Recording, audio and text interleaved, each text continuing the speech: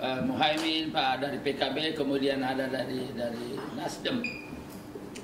Nah, oleh karena itu ada beberapa hal secara konseptual yang ingin disampaikan oleh tim kerja strategis Prabowo Gibran ini. Yang pertama,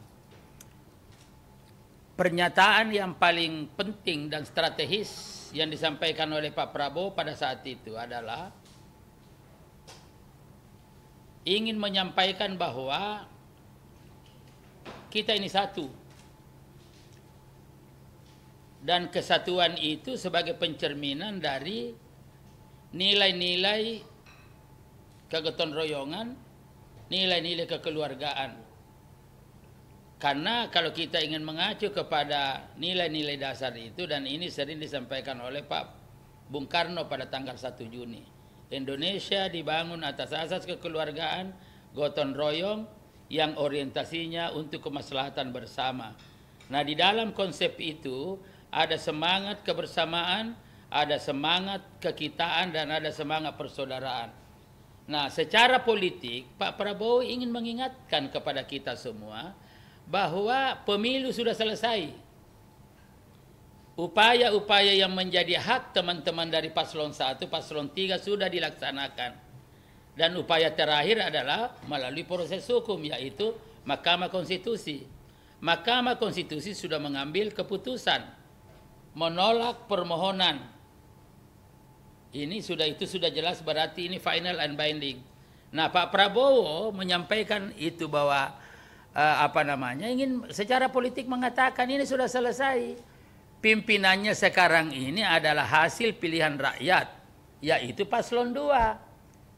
Nah, secara sosial sama dengan mengingatkan sebagai presiden terpilih, jangan lagi ada polarisasi. Jangan lagi bahwa ini adalah pimpinan ini, adalah pendukung ini adalah pimpinan ini. Pak Prabowo mengatakan presiden terpilih adalah saya.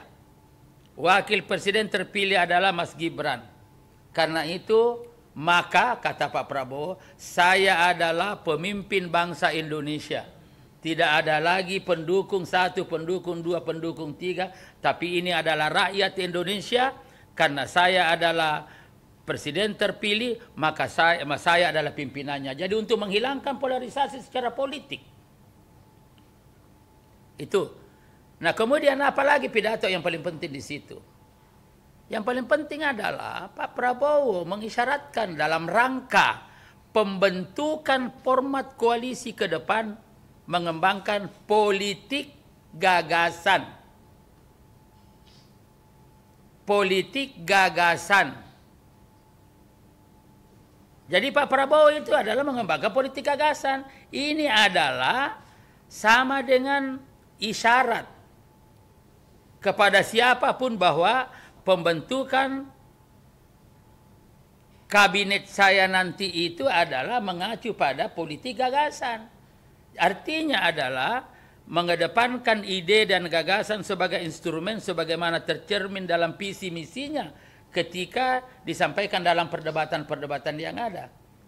Nah, untuk menjamin supaya ini bisa dilaksanakan, ya seakan-akan ini secara ini penafsiran kita dari TKS. Seakan-akan mengingatkan, wahai partai-partai politik yang ada, silakan nanti calonkan kader-kader terbaik Anda yang secara konseptual berkualitas.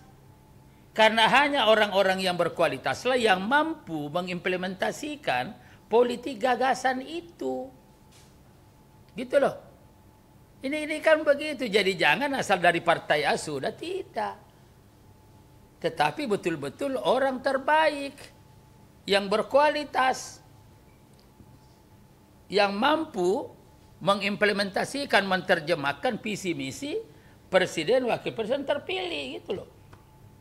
Nah, dengan cara seperti itu maka kabinet yang dibentuk itu adalah pasti produktif, dan produktivitas kabinet itu akan memberikan kemanfaatan kepada rakyat. Nah, ini kita. Nah, oleh karena itu maka pesan-pesan Pak Prabowo selaku presiden terpilih betul-betul sangat idealis dan sangat konseptual. Tapi orang hanya memahami bahwa ini adalah rangkul-merangkul, bukan sekadar itu.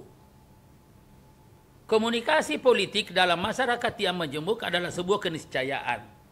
Itu mutlak. Apalagi Pak Prabowo, ini kita ini satu keluarga. Ini adalah rumah besar, kita harus satu. Gitu. Itu jadi karena itu datanglah. Nah lalu nanti dibawa, ya di dalam ajakan itu ada beberapa partai ketemu. Sehingga kan itu sudah sinyal bahwa ya pertemuan itu bukan dimaknai, tapi memang faktanya katakanlah PKB satu, Nasdem satu. Ya mungkin P3 kalau misalkan lolos nanti karena ada beberapa gugatan yang diajukan juga masuk. Tetapi komunikasi politik yang belum terlaksana adalah PDIP, PKS. Apakah ini gejala ada di luar? Itu hak masing-masing. Karena masalah ada di dalam pemerintahan atau menjadi oposisi, itu adalah pilihan politik dan terkait dengan strategi.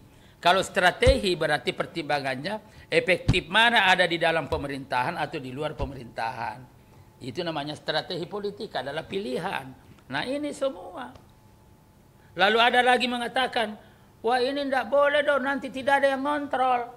Makanya Pak Prabowo juga karena pernah saya jadi ketua koalisinya, itu beliau itu sangat berkeinginan bagaimana meskipun ini adalah koalisi besar gemuk, tetapi untuk mengatasi supaya tetap ada produktivitas, maka bagaimana membangun demokratisasi internal partai. Itu dan proses pengambilan keputusan. Jadi tetap melalui perdebatan-perdebatan konseptual, ya gagasan-gagasan, tetapi begitu diambil keputusan, maka mau tidak mau harus tunduk kepada keputusan itu. Tetapi proses pengambilan keputusan itu melalui proses perdebatan konseptual yang diikuti oleh mereka semuanya. Nah ini yang harus kita bangun. Jadi demokratisasi internal. Bukan berarti, kenapa? Karena begini. Bicara tentang demokrasi, sistem hari ini memaksa presiden wapres terpilih untuk kuat di parlemen. Dalam rangka untuk apa? Untuk memenuhi kepentingan demokrasi prosedural. Apa itu? Pengambilan keputusan. Di sana harus kuat, harus banyak. Sebab kalau tidak banyak di sana pendukung, maka yang rugi adalah rakyat. Contohnya apa? Begini. Aturan yang ada mengatur bahwa apabila pemerintah mengajukan RAPBN, lalu DPR tidak setuju, maka ketentuannya adalah berlaku APBN yang lalu. Kalau berlaku APBN yang lalu, maka apa yang dilakukan oleh pemerintah tidak mengakomodasi ide program mestinya dilaksanakan pada tahun itu. Nah kalau tidak, itu berarti rakyat yang rugi. Nah pemerintah berkepentingan dukungan di sana lebih besar. Supaya proses pengambilan keputusan itu dapat dipastikan dimenangkan oleh program pemerintah tadi itu. Tetapi dalam rangka untuk menjamin adanya demokrasi substansial, maka mau tidak mau demokratisasi internal koalisi partai-partai harus dibangun. Harus ditumbuhkan perdebatan konseptual. Harus ditumbuhkan sikap kritis di situ di internal. Nah ini kadang-kadang lupa orang bahwa sebenarnya kalau ini terbangun demokratisasi internal partai dan koalisi, maka itu juga akan melahirkan pemikiran-pemikiran konseptual yang dapat dipertanggungjawabkan. Dan oleh karena itu secara teori, ini saya harus sampaikan secara teori supaya kita ngomong jangan omong-omong dada dasar. Demokratisasi hanya bisa berjalan ada 3 perspektif teori. Ada namanya seorang O'Donnell mengatakan begini, demokratisasi itu hanya bisa jalan apabila elitnya. Jadi elit ini juga memang kalau elit ini wah, kacau negara ini. Karena itu elit itu harus berkualitas. Yang kedua, kalau tidak salah ada namanya Robert Dahl. Ada mengatakan demokratisasi hanya bisa berjalan dengan baik apabila lembaga-lembaga politik termasuk partai ini adalah sehat. Dan yang terakhir adalah Han Tinteng. Apa mengatakan demokratisasi hanya bisa jalan apabila terpenuhinya prasyarat-prasyarat kebutuhan dasar rakyat.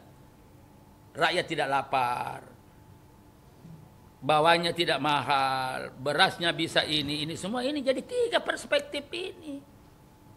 Jadi ini jalan. Nah itulah TKS, warna TKS selalu ada dasarnya saudara sekalian. Nah karena itu maka sudah Pak hampir pasti kita lihat bahwa di samping 4 yang sudah dari awal, yaitu Golkar, Gerindra, PAN, Demokrat, kemudian nanti insya Allah tambahannya adalah dari Nasdem dan PKB.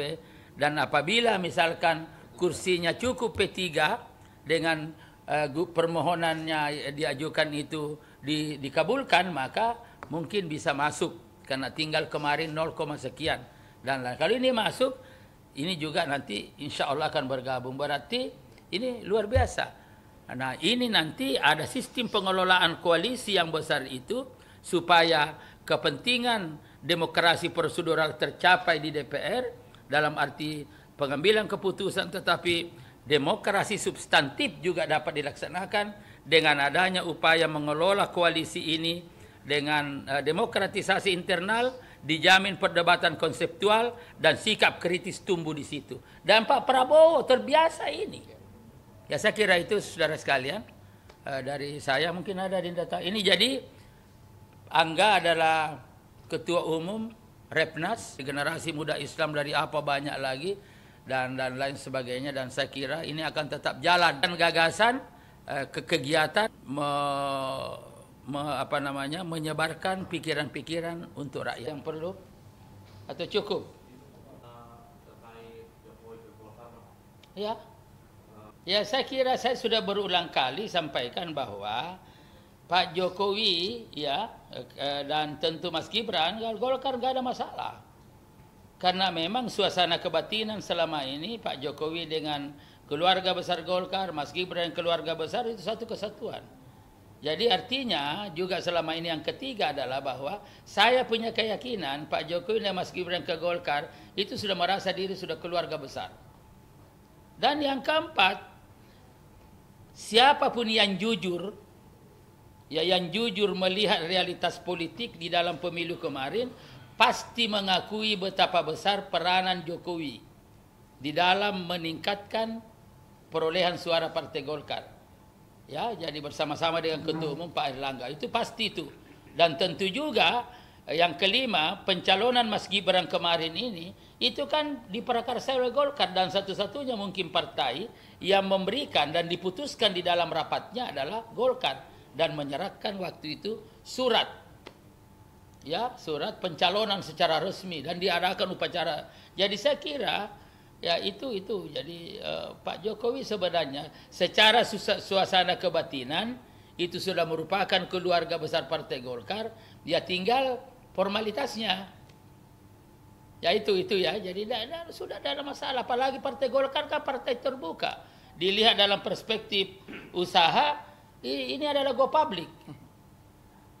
Dan di situ juga tidak ada pemilik saham yang mana, sama aja semua. Karena itu salah satu ciri karakter Golkar adalah kesetaraan, keterbukaan, kesetaraan. Siapapun, oke, tidak ada masalah.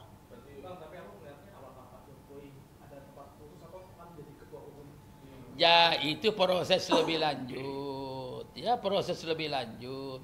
Dan Pak Airlangga kan sudah mengatakan, kalau Pak Jokowi sudah resmi masuk ke Golkar, maka ada beberapa posisi terhormat.